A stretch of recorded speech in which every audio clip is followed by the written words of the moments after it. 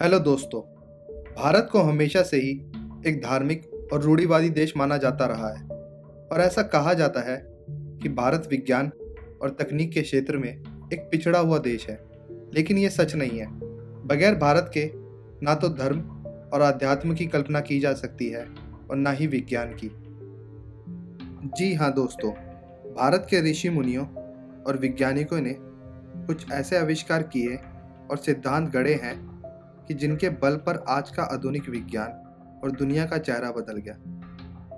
आज हम आपको ऐसे ही कुछ अविश्वसनीय आविष्कारों के बारे में बताएंगे जिनके बारे में आपने शायद ही कभी सोचा होगा। यदि ये आविष्कार नहीं होते तो शायद दुनिया इतनी तीव्र गति से आगे नहीं बढ़ पाती।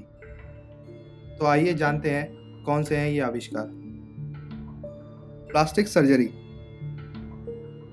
प्लास्टिक सर्जरी के आविष्कार से दुनिया के स्वास्थ्य और चिकित्सा के क्षेत्र में क्रांतिकारी बदलाव आए। बहुत से लोगों के अनुसार प्लास्टिक सर्जरी आधुनिक विज्ञान की देन है, लेकिन प्लास्टिक सर्जरी और इसके जैसे कई और चिकित्सा के तकनीकों को आज से हजारों साल पहले ही भारत के ज्ञानियों ने खोज लिया था। भारत के महान ऋषि सुश्रुत को शल्य चिकित्सा का जनक माना जाता है। उन्होंने आज से लगभग 3000 साल पहले ही चिकित्सा के क्षेत्र में काफ़ी सफलता प्राप्त कर ली थी और शल्य चिकित्सा यानी प्लास्टिक सर्जरी में महारत हासिल कर चुके थे। युद्ध में जो सैनिक घायल हो जाते थे और जिन सैनिकों के शरीर के अंग भंग हो जाते थे, उनका इलाज करने की जिम्मेदारी महर्षि सुश्रुत को ही दी जाती थी। सुश्रुत ने 1000 ईसा पूर्व अपने समय के स्वास्थ्य वैज्ञानिकों के साथ मिलकर मोतियाबिंद, प्रसव, नकली अंग लगाना, पथरी के इलाज और प्लास्टिक सर्जरी जैसे कई तरह की मुश्किल चिकित्सा के सिद्धांतों का निर्माण किया था। विमान। इतिहास की किताबों और स्कूल के कोर्स में हमें पढ़ाया जाता है कि विमान यानी उड़ने वाले जहाज का आविष्कार राइट ब्रदर्स ने किया था। लेकिन अगर हम आपको कहें कि यह बात सच नहीं है तो क्या आप विश्वास करेंगे? हाँ, ये कहा जा सकता है कि आधुनिक विमानों की शुरुआत राइट ब्रदर्स ने सन 1903 में की थी, लेकिन हजारों वर्ष पहले ऋषि भारद्वाज ने अपने विमान शस्त्र में हवाई जहाज बनाने की तकनीकों को विस्तार से बताया है। इस शास्त्र में गोदा एक ऐसा विमान था जो अदृश्य हो सकता था, परोक्ष दुश्मन के विमान को खराब कर सकता था, और वहीं प्रलय एक प्रकार की विद्युत ऊर्जा का शस्त्र था जिससे विमान चालक भयंकर तबाही मचा सकता था।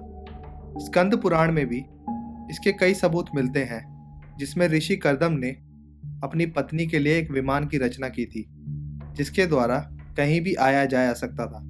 आपको रामायण काल की यह बात जानकर बेहद हैरानी होगी कि रामायण काल में रावण के पास अपने कई जहाज थे और जहाज़ों का प्रयोग रामायण काल से ही होता आ रहा है, जिसमें पुष्पक विमान का उल्लेख मिलता है जिसमें बैठकर रावण सीता जी को हर ले गया था।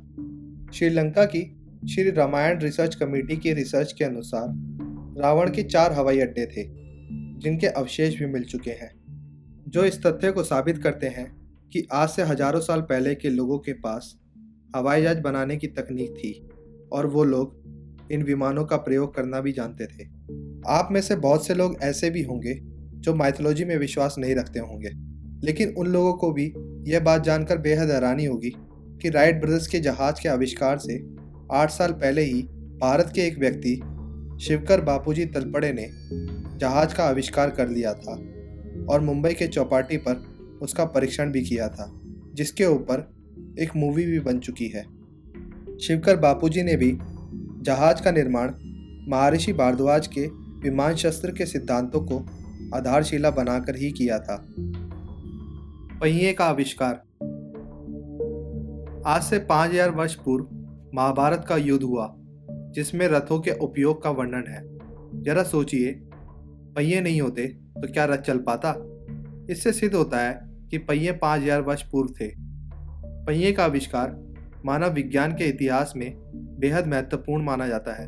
पहिए के आविष्कार के बाद ही साइकिल और फिर कार तक का सफर पूरा हुआ। खोजकर्ताओं का मानना है कि पहिए का आविष्कार इराक में हुआ था। हालांकि रामायण और महाभारत काल से पहले ही पहिए का चमत्कारी आविष्कार भारत में हो चुका था और रथों में पहिए का प्रयोग किया जाता था। विश्व की सबसे प्राचीन सभ्यता सिंधु घाटी के अवशेषों से प्राप्त खिलौना हाथी गाड़ी भारत के राष्ट्रीय संग्रहालय में प्रमाण स्वरूप रखी है। सिर्फ यह हाथी गाड़ी ही प्रमाणित करती है कि विश्व में पहिए का निर्माण इराक में नहीं बल्कि भारत में हुआ था। रेडियो। इतिहास की किताब में बताया जाता है कि रेडियो का आविष्कार जी मार्कोनी ने किया था, लेकिन यह सरासर गलत है। अंग्रेज काल में मार्कोनी को भारतीय वैज्ञानिक जगदीश चंद्र बोस के लाल डायरी के नोट मिले, जिसके आधार पर उन्होंने रेडियो का आविष्कार किया। मार्कोनी को 1909 में वायरलेस टेलीग्राफी के लिए नोबेल पुरस्कार मिला, लेकिन संचार के लिए रेडियो तरंगों का पहला सार्वजनिक प्रदर्शन मिलीमीटर तरंगे और क्रेस्कोग्राफ सिद्धांत के खोजकर्ता जगदीश चंद्र बोस ने 1895 में किया था। इसके 2 साल बाद ही मार्कोनी ने प्रदर्शन किया और सारा श्रेय वह ले गए। चूंकि भारत उस समय एक गुलाम देश था, इसलिए जगदीश चंद्र बोस को ज़्यादा महत्व नहीं दिया गया। दूसरी ओर वे अपने आविष्कार को पेटेंट कराने में असफल रहे, जिसके चलते मार्कोनी को रेडियो का आविष्कारक माना जाने लगा। संचार की दुनिया में रेडियो का आविष्कार सबसे बड़ी सफलता है। आज इसके आविष्कार के बाद ही टेलीविज़न और मोबाइल की क्रांति संभव हो पाई है। बिजली का आविष्कार। महर्षि अगस्त्य एक वैदिक ऋषि थे। निश्चित ही बिजली का आविष्कार थॉमस एडिसन ने किया, लेकिन एडिसन अपनी एक किताब में लिखते हैं कि एक रात मैं संस्कृत का एक वाक्य पढ़ते पढ़ते सो गया। उस रात मुझे सपने में संस्कृत के उस वचन का अर्थ और रहस्य समझ में आया, जिसे मुझे इलेक्ट्रिसिटी बनाने में मदद मिली। महर्षि अगस्त्य राजा दशरथ के राजगुरु थे। इनकी गणना सप्त ऋषियों में की जाती है। ऋषि अगस्त्य ने अगस्त्य संहिता नामक ग्रंथ की रचना की। आश्चर्यजनक रूप से इस ग्रंथ में बिजली उत्पादन से संबंधित सूत्र मिलते हैं। इस ग्रंथ में एक वाक्य है जिसका अर्थ है, एक मिट्टी का पात्र लें, उसमें कॉपर शीट डालें तथा कॉपर सल्फेट डालें, फिर बीच में वेट सॉडस्ट लगाएं और ऊपर मरकरी तथा जिंक डालें, फिर तारों को मिलाएंगे तो बिजली का उत्पादन होगा। अगस्त संहिता में विद्युत का उपयोग इलेक्ट्रोप्लेटिंग करने का विवरण भी मिलता है। भारत के गौरवशाली इतिहास के सफ़र में आज बस इतना ही।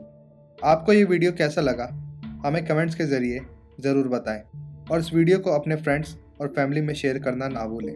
हम ऐसे ही मिस्टीरियस और रोचक वीडियोस के साथ एक बार फिर मिलेंगे शुक्रवार को।